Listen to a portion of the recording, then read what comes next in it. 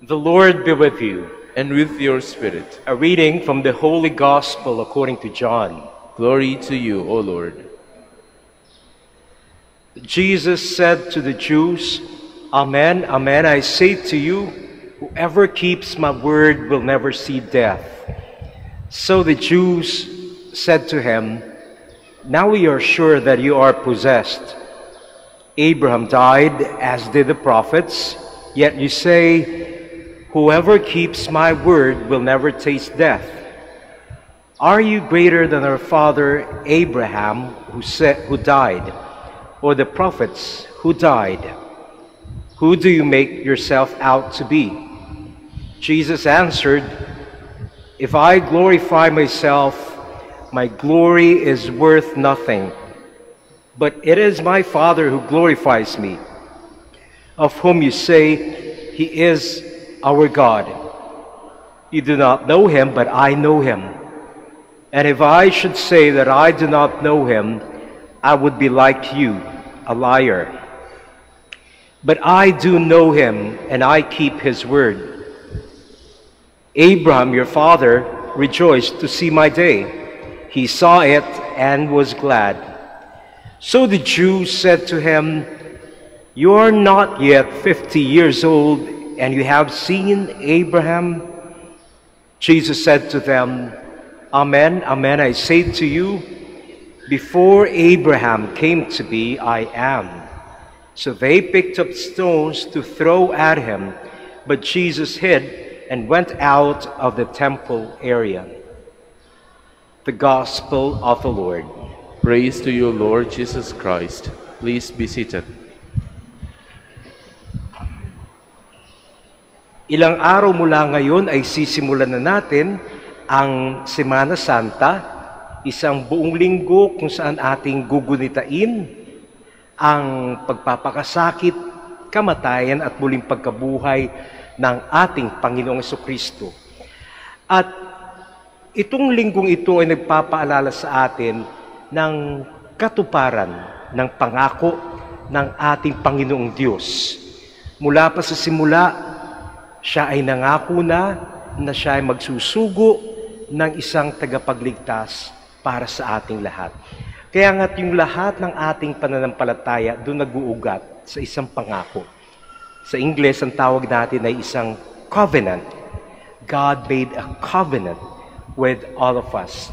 And we are reminded of that in the first reading which we heard, kung saan ang ating Panginoon, ang ating Diyos, ay nangako, He made a covenant with Abraham. Na Abraham, ikaw ay hindi na isang magiging ordinaryong tao, pero ikaw ay magiging ama ng maraming bansa. At yun yung pinanghawakan ni Abraham. Siguro in the course of his life, may mga pagkakataong parang hindi niya nakikita na magkakaroon ng katuparan yung pangako na yun dahil dumaan siya sa mga pagsubok. Halimbawa, nung hiniling ng Diyos na ialay sa kanya yung kanyang kaisa-isang anak na si Isaac. Biro nyo, kaisa-isa niyang anak yun. Pero ang sabi ng Diyos, ialay mo sa akin, isacrifice mo para sa akin ang iyong kaisa-isang anak. Siguro at that very moment, Abraham was asking, akala ko ba nangako ang Diyos sa akin na ako magiging ama ng maraming bansa. Pero bakit yung kaisa-isa kong anak gusto niyang patayin ko at ialay sa kanya? But then, Abraham simply trusted in God. At dahil nga buong tiwala siya sa Diyos, anong ginawa ng Diyos? Hindi na niya hiningi yung anak. Bagkus nagpadala siya ng isang tupa to take the place of his son Isaac. And next week, yun ang ating gugunitain. Somebody took our place para hindi tayo mamatay, para tayo magkaroon ng buhay na walang hanggan.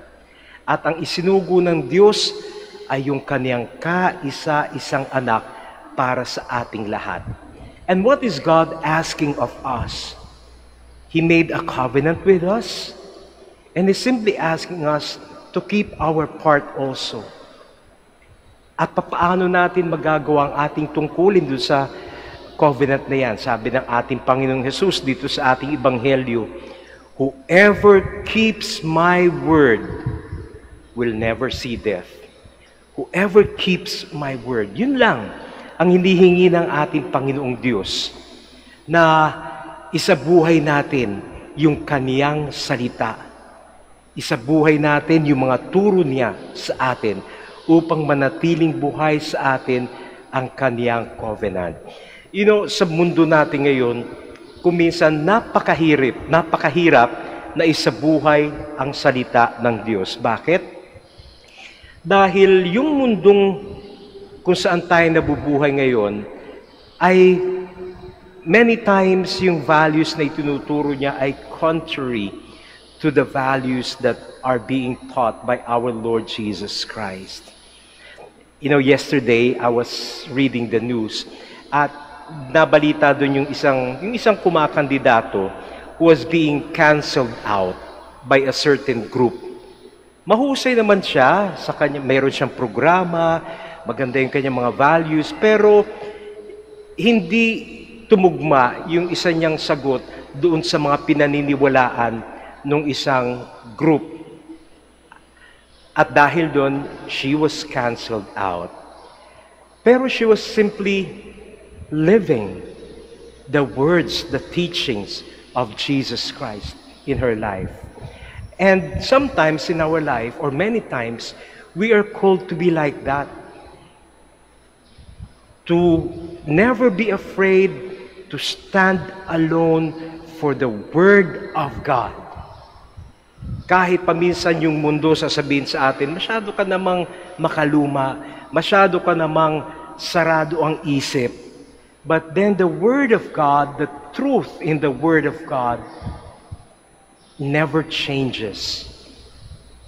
At yun yung dapat nating matutunang panindigan, na we should not be afraid. Sometimes na ipapersecute tayo, sometimes we will be ridiculed, sometimes we will feel alone, but have no fear, because God keeps His promise. God is faithful to His covenant. And if we keep His word, as Jesus told us, we will not die, but we will have eternal life.